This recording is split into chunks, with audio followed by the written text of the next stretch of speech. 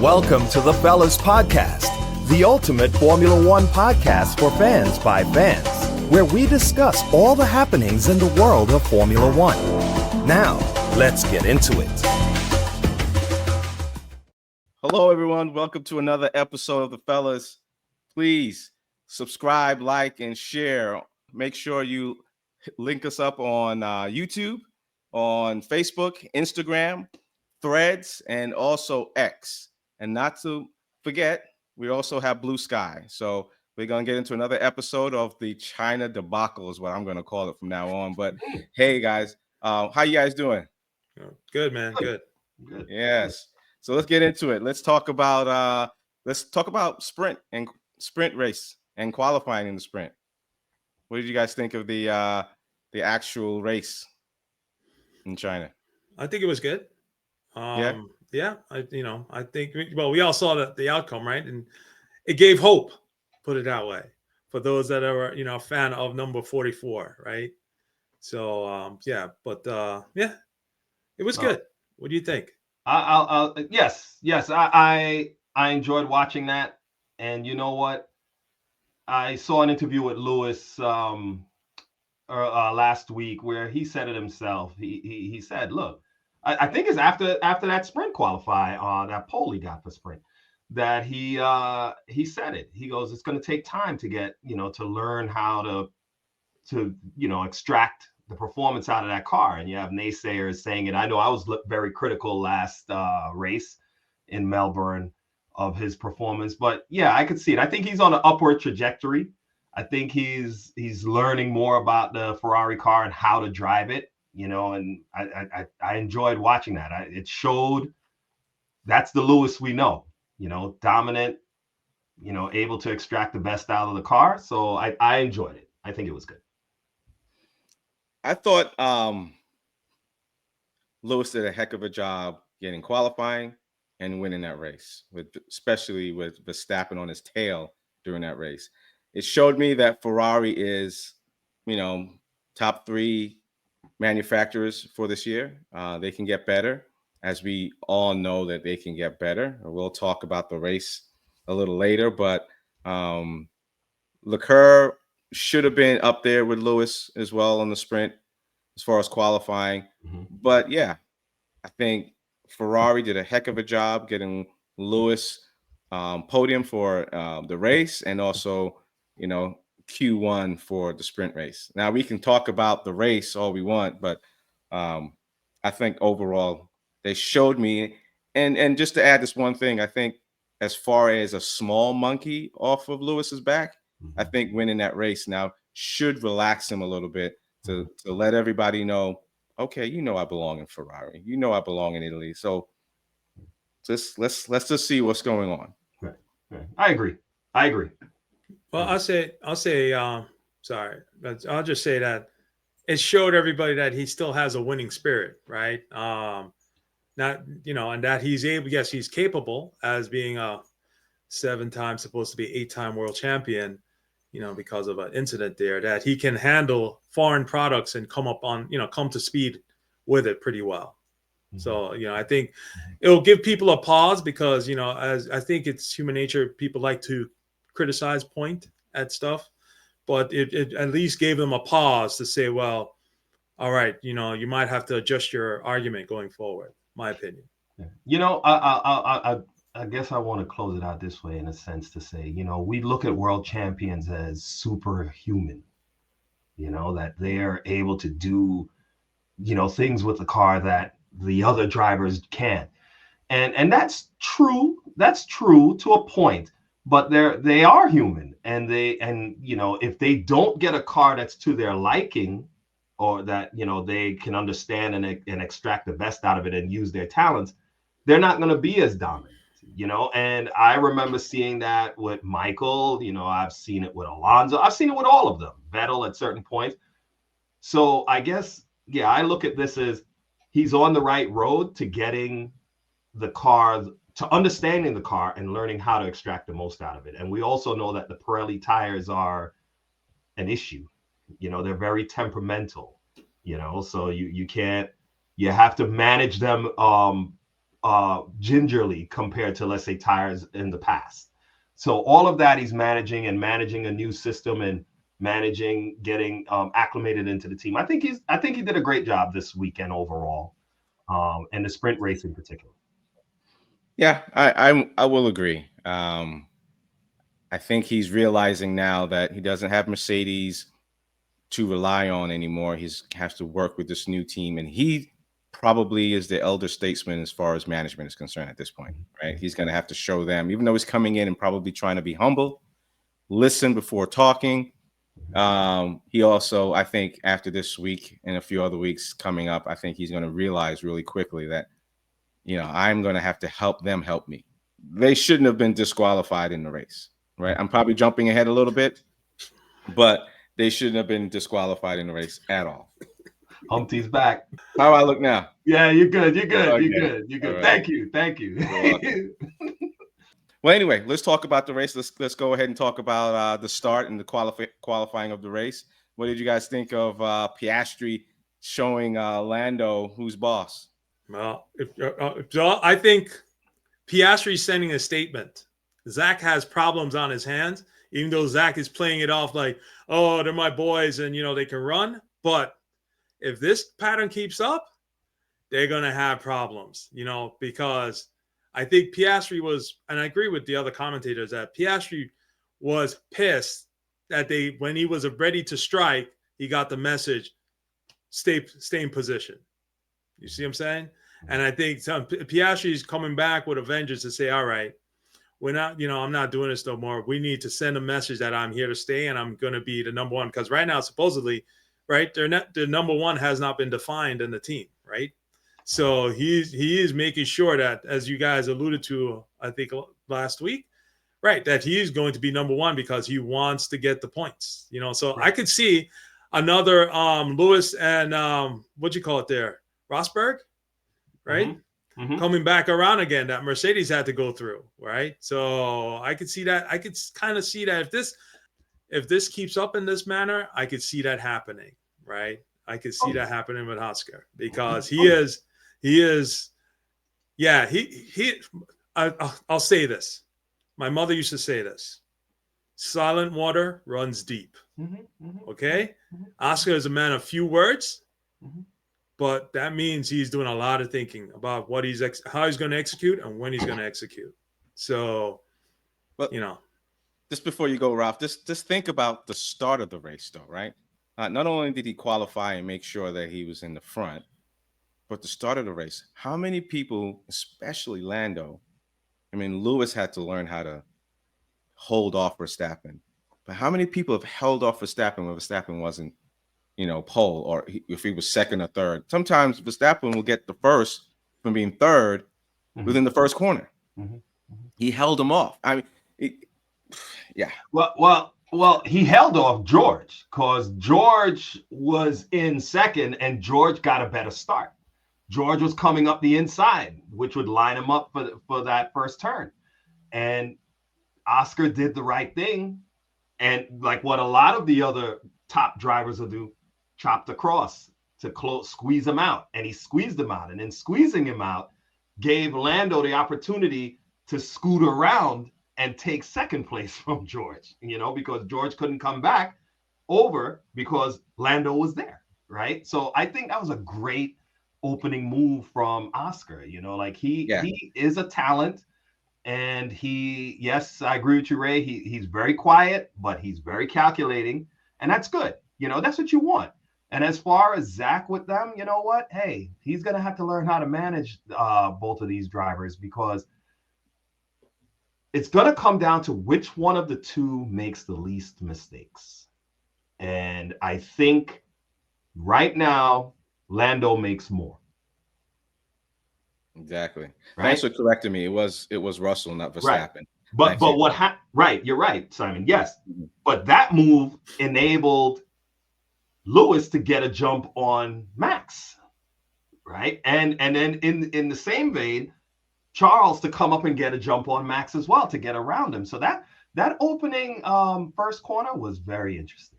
Very interesting. But it showed Piastri is talented. very talented, very calculated, and he's only going to grow and improve. So yeah, Zach has a good problem on his hand, but he's gonna have to learn how to handle it. Yeah, right now I think Lando's 44 points and Piastri's 34 points, only 10 points difference. And to me, I believe Piastri would be in front if it wasn't for last week's incident that happened to him. Yeah. Well, he lost it there, and it cost him dearly. Yeah, cost him dearly. Yeah. So Ralph kind of led into the other part of the opening, right? With the two Ferraris touching, right? So, it's from what I saw, right? Lewis took the turn in a wider approach, and Shaw was on the inside curbing, and right before when Lewis came back across, the car got upset by the curbing and kind of pushed him out, and it took off his wingtip, right? And then that caused the issue. But what I found interesting from that is that everybody was saying the cars are very aero sensitive, right? And you lose an aero component, the car is not going to perform, it's going to fall back. He didn't, right? He didn't. So it makes me wonder, because then how, some people speculate that basically by losing the tip helped improve the balance of the car based upon how they had it set up. You know what I'm saying? So it just makes me wonder, really, how did Ferrari set the car up and give it to these guys to go racing with, right? That somebody, usually, typically in any race, Indy and F1, you lose something like that off your front wing, right? You get more understeer, right? It doesn't help. It doesn't help the wheel get down on the ground, especially when you're doing high-speed corners. And yet he was there running right behind Lewis for most of the race, right? So that is interesting. We could speculate. I mean, you could see that it's part of the wing diving down under the load, the aero load, as he was driving. Right. I guess it just didn't create that much turbulence. It didn't affect him. He didn't lose that much. Not like Yuki way down in the race, where the upward part of his wing is snapped because of the turbulence of the car in front of him. So I guess he lucked out that way. But it seems that, I know they say coming from the sprint race into the race, they changed the setup of the car. And I know Lewis, changed his and so on. So maybe his setup just wasn't as good as Charles, and that's why Charles was on his gearbox the whole time until and right. Go ahead. No, I'm just saying, I give it to Charles. He drove a great race. Yeah. So from the engineer side of me, I was thinking, the part that really stood out for me was at the end of the race, where the fuel was really low and getting low. Charles wasn't making headway on anyone. He wasn't catching Russell, and actually Lewis was actually catching him. Of course, he had better tires. Lewis had better tires, but at the end of the race, where the gasoline in the car, the capacity of gasoline in the car was low, that aerodynamics didn't play a role to their detriment, right? He couldn't catch Russell anymore. So I'm assuming because he had so much fuel, because of the aerodynamics and the air was going underneath the tire, all that played a role. But then again, like you said, Ralph, it could have been the setup as well, right? And then that little piece coming off just helped him even more, because he was moving. Yeah. He was catching Russell and got down to less than a second on Russell. Yeah. Right? That end plate end plate didn't affect the aero much in his case. And it speaks to the balance, and that's what I'm saying. It speaks to how they set the car up and the balance that they were looking for. The car was off to begin with, because typically, if the aero end plate goes off, usually you see some more degradation, or it's harder for you to do cornering with it, right? Because it does address the wind. It does address the wind that goes down the side of the tire on the outside, right? So it's just interesting to see that it didn't make any sizable difference in his performance. Yeah, right? Because his engineer said he lost 20 to 30 points, saying aero on the car, and didn't seem to matter at all. Right. It's I feel like he gained 20 points. Yeah. I agree with that statement for sure. Right. So and the other one was Alonso's brakes going up in smokes. Right. Yeah. Yeah. He was the only DNF of the race. Yeah. The only one. Yeah. Because didn't they say this was his second one? Sorry, that was the second time he was out of the race, right? He didn't. He disqualified last week as well. Yeah, he was out of the race last week. So he hasn't gotten any points and has a bad start at this point. So I feel kind of sorry for him because, Stroll is actually driving pretty good so far. Yeah, I was happy for Stroll. Yeah, I was happy for Stroll. He drove a good race. He's actually ahead of until the pit. He's actually ahead of Hamilton and Leclerc at this point. Points. Yeah. So what do you guys think of Mercedes at this point? I think Russell is driving pretty well, and Antonelli is driving pretty well. Seems like they've worked out some kinks with Mercedes at this point. Yeah. Well, I think George is Superman, right? George is there to stamp, and I'm not taking anything away from George as far as his ability. I think but he's going to lay it out on the line because he wants to make sure it's clear that he is the guy. And again, remember last year, he may be able to drive around some of the inefficiencies in the car because last year, right, he was up there and fourth. He was always hanging around in fourth or third, just in case for fourth, fifth, or third. In case somebody were to have a trip up in the front, he would be there, to capitalize on it. Mm-hmm. So, I'm not sure if Lewis had stayed, if he would have been able to also, exploit the current car that they have. Yeah. Yeah. We don't know. Well, it's motivation too, right? Yeah. Well, yes, it does motivation, but at the same time, I think if you're driving something that's that you can't wrap your head around, and you can't really push that motivation, right? And unless a younger person would be more apt to do that, right? Because you think you're more invincible, things of that nature. Whereas as you get older, you take other factors into consideration, right? So, you just look at it as like, man, maybe it's not worth it for me to do this extra, hang out on, the ragged edge. Right. Well, that's what they're kind of saying, not going there about Fernando as well, because Fernando knows this car is done.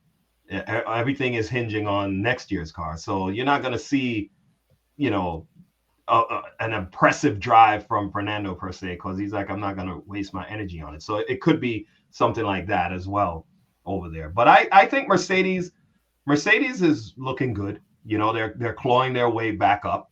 George is definitely filling the role as the team leader. He's doing well, and he was doing well last year. I mean, he outperformed Lewis a majority of the time last year. So I think he's good. I like blasphemy. George. Huh? I said blasphemy. I can't believe you said that. I like George. I don't have anything against him. I just think Lewis, as with all the other drivers, they need the car that's suits their style or that they can accommodate, so they can get the most out of it, and then that builds their confidence up. So that's what I think it is. Yeah. So question. Go ahead. Sorry, Ray.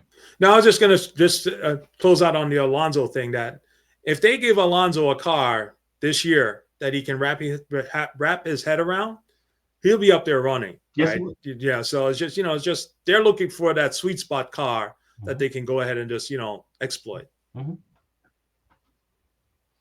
I know we touched on this a little bit, and you said it, Ray, prior to me asking the question, but I got a few people ask me this week about this one question, and especially after the race last night. Who is the number one driver at McLaren? Right? And is that something that we're going to know exactly after 10 races, 5 races, end of the year? Because I think that's a question that we probably need to keep our eye on. Well, I can give you an answer. Yeah, go ahead. Okay. I think after 15 races, you'll know who number one is. 15. Yeah. That's more than half. That's more than half the season, man. No, they're 20. What is it? 20 something mid-season. 24. By midway through the race, through the season, you'll see. Well, right? I'll say it this way. I agree. That's what my thought was mid-season, but I think it's mid-season when we may know, but not necessarily that McLaren is going to stand on it and say this is the team leader. because they still seem to be a little wishy-washy, right? In the way they started in Melbourne, don't race whole station. Okay, you're free to race after you had a little hiccup and you're X amount of seconds behind. I still think they have to the team has to iron that out. They should know by mid-season, unless it's very close, and it could be. If it's very close, then you let it go on. You need a definitive leader, and then you're going to say, listen, we're going to back Oscar, let's say, or whatever, or we're going to back Lando. I don't know if they're going to do that, though. Yeah. Interject again when you're done? Yeah, go ahead. Well, what I wanted to throw out to you guys, you think they will support Oscar if Oscar is the one that's in the lead at that time? They should. That's all I can say. They should, if he's in the lead at the time. Okay, I like what you said, right? It wasn't a definitive yes. You said they should. Right. Yes. Okay. And the reason I'm doing that is because I don't think they've fully learned that yet. I don't think they've fully learned it yet. You could see from Ferrari, even with the team orders for Lewis, Ferrari's not afraid. They're out there to get a title. They're not afraid. Hey, he's faster. Let him through. Yeah, and from what I understand, Lewis was the one that suggested Charles go around him. Really? That's what they said in the race, is that Lewis got on the radio and says, yeah, I'm probably holding up Charles. And then they were trying to get the maneuver done. The team agreed after a few minutes.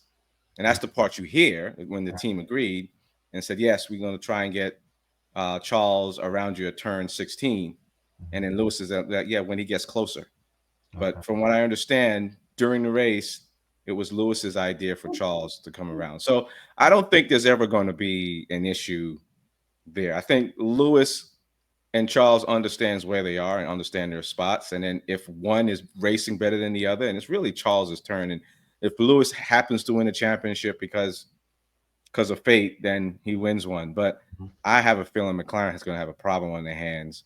I don't know when the English Grand Prix is, but I bet you Piastri is going to want to win that one. Oh, to get back at Lando?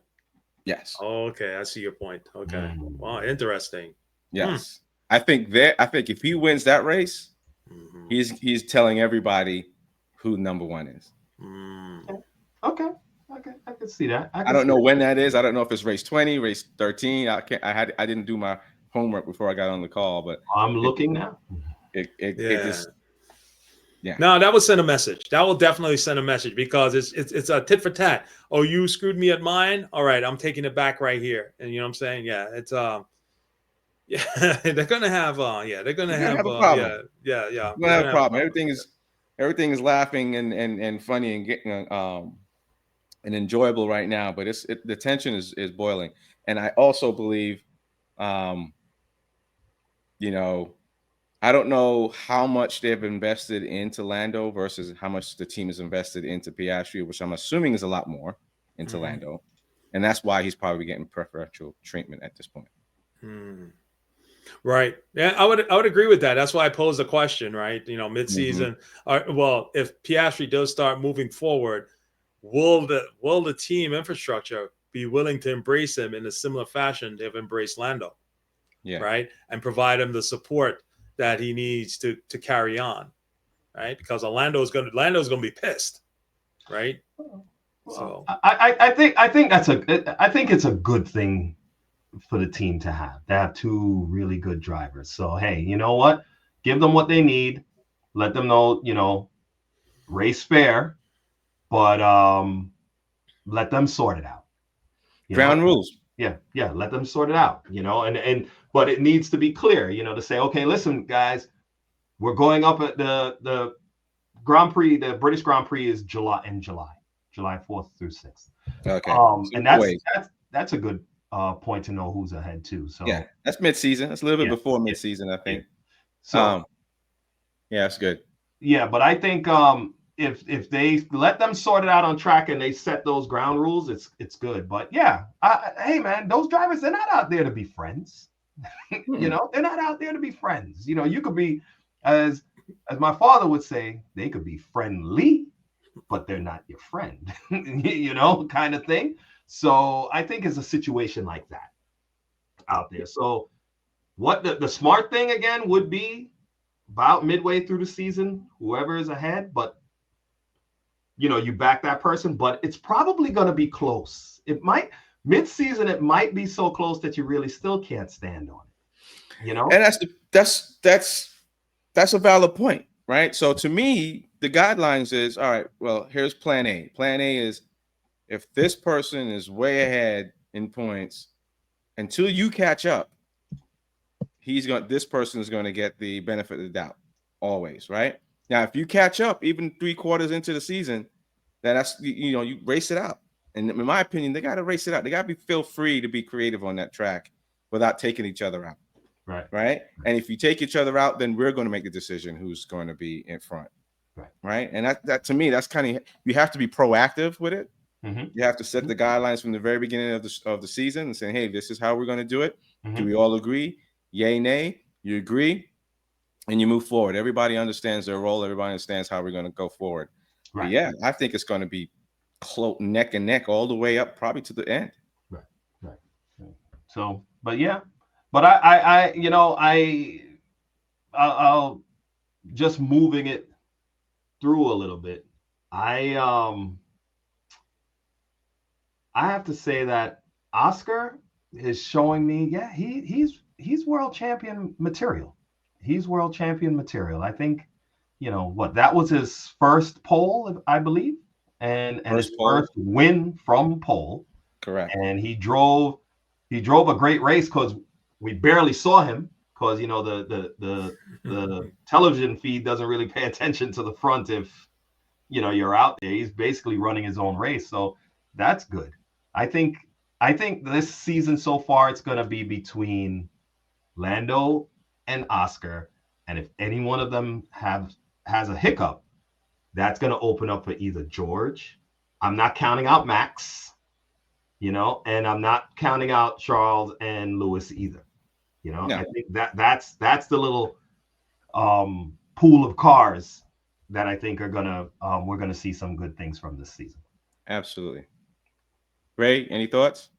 Well, I agree with I agree wholeheartedly with the statement. As far as what you said, that yes, they're gonna. Someone would say, I guess, someone would say it's a good problem to have for the Papaya crew, but they're gonna. Yes, it's gonna be there, and I agree that with the list that Ralph gave of drivers that are going to be around. But what I was just kind of reflecting on while you guys were talking is that, well, up until now, it's interesting that we are really not spoken about Red Bull and Max, right? Mm-hmm. So it's just, you know, I was just reflecting back, and it's like, what are they up to? Because they realize that they're not really as dominant right now, right? And there's changes coming with the cars, right? So as the season progresses, we'll see. But I just, you know, I'm going to say it. I found it a bit refreshing that we weren't including the Max factor, right? Up until me bringing it up, right? Mm-hmm. So it's good. There's potential there, and I want to see, like, you know, Ferrari. Hopefully, Ferrari got it, get their stuff straight, because they probably were taken aback when Lewis told them, "Hey, let him go in front of me because he's faster." You know, I'm just imagining they're like, "What did he say? What did he say?" You know what I'm saying? And then they decided to go forward, and then the commentators tried how they posed the whole situation to make it seem like, yes, the team told you know, let Charles by, but they forget about the part that said, well, Lewis proposed to the team to let Charles by. You know what I'm saying? To try to drum up some more excitement over the whole situation. So hold on. I just have to probe. So Simon, you heard that? So is it Brundle? One of the commentators said he heard it over the radio that Lewis proposed for Charles to go by because his pace was better than Lewis's. Right. Okay. And so, but on the air, for everyone to hear, you heard the team tell Lewis that they're going to let Charles pass at turn 16 or turn 14. Right. You never heard Lewis get on, and then the commentator confirmed it afterwards. Yes, I went back. It was Lewis's idea for Charles to move on. Yeah. Okay. Yeah. So, but we never heard it. It was just a commentator just confirming it on the race. And that's why I like watching it live sometimes, because you just sometimes you get some of that information. Right. But yes, Ray, this was the last segment I was going to touch on as far as the question is that we now are not talking about Max being dominant anymore, right? Red Bull being dominant anymore. Red Bull is not dominant right now. They weren't dominant at the end of the last year either. Max was dominant. Let's just get that straight. McLaren is dominant now. They're the ones to beat, and Verstappen, I think, realizes it, right? The way the car is set up for Red Bull is Verstappen's set up and systematically designed for him. That's why he's doing so well. If you look at Lawson, he can't keep up with the car, right? He makes good passes though. If you watch the race, he could tell that he's got skills. There's no doubt about it. But I don't think that car is set up for him. Well, that's why I mentioned I was watching and I said to myself, is the second Red Bull car cursed? Because it seems that whoever is in it, Sergio couldn't do it. Now Liam can't do it. Like, what's going on? And I think is what you said, Simon. Yeah, it's set up. Max is able to drive such a twitchy car or finicky car that he makes it look easy, but to everyone else, it's like it's a steep learning curve and trying to extract the best out of the car. So I felt it for Liam. I felt it for him because I'm like, wow, even though Max is not at the front, he's still a threat in that car. He's still capable of. He could have won if anybody else had a hiccup. He would have capitalized on it. He would have capitalized on it. Yeah. So I don't know. I wanted to throw one more thing in there because you guys brought it up. You think Liam is going to be in the car next race in Japan? Yeah. Well, I heard a rumor from one of the commentators that Yuki might be sitting in that seat. Wow. So early? I don't know. I preface it with a rumor. I can't recall which commentator said that because I was just taken aback. But, I could see that because they did. I think they did Yuki wrong. Yes, Yuki has he even admitted, said it on one of the interviews that, he's working on his emotional control type of deal. But, Yuki is like, let me not say that. Okay. He's working on it, but he deserves a shot, right? You know what I'm saying? He's working on it, because there are other ethnicities that are known to be very hot-tempered. Let me just say that, right? And so, Okay, hold on, Dr. Helmet Marco. And Dr. Phil on. But it's not easy. None of the rookies are really doing well, other than Antonelli. And Antonelli had a head start over everyone, right? Behrman is doing well. Oh yeah, he's doing well as well. But he also had a head start. Last year they were in the cars. So what about Hajar? What about Hajar? Okay. Yeah, right. I think they're doing okay overall. I was just trying to find some excuse for loss. The only one. No, I hear you, Simon. The only rookie I shouldn't say only. Doohan, he has a question mark over him. Mm-hmm. Yeah, right? He has a question mark over him already, and they already have Colapinto as a third driver sitting there, right? Mm-hmm. That has done some racing in F1 already. So Doohan is the one. If he continues the way he is, he might be out before the season's over, and they may move in Colapinto into the car. Yeah, I'm hoping they give Lawson 5 races at least, man. At least give him 5 races. If they put Yuki in the car, if that pans out and Yuki does well, it's sweet revenge. That's what I say. Because Yuki's been driving strong. I think I don't think he finished ahead of his team. No, well, that happened. He pitted late and then he lost all the places. He was doing well. In the race. So I think, if that indeed pans out and they put Yuki in and Yuki does well and moves that second Red Bull up closer to Max, if not behind Max, sweet revenge. Yeah, absolutely. Well, that's it for this episode of the fellas, the China Grand Prix. The Ferrari debacle is what I call it. But anyway, please follow us on Facebook, Instagram, Threads, X, and Bluesky. And you can hear us on iHeart, Apple Music, and Amazon. Thanks, everyone. And we'll see you in Japan. Take care, everyone. Take care. Later.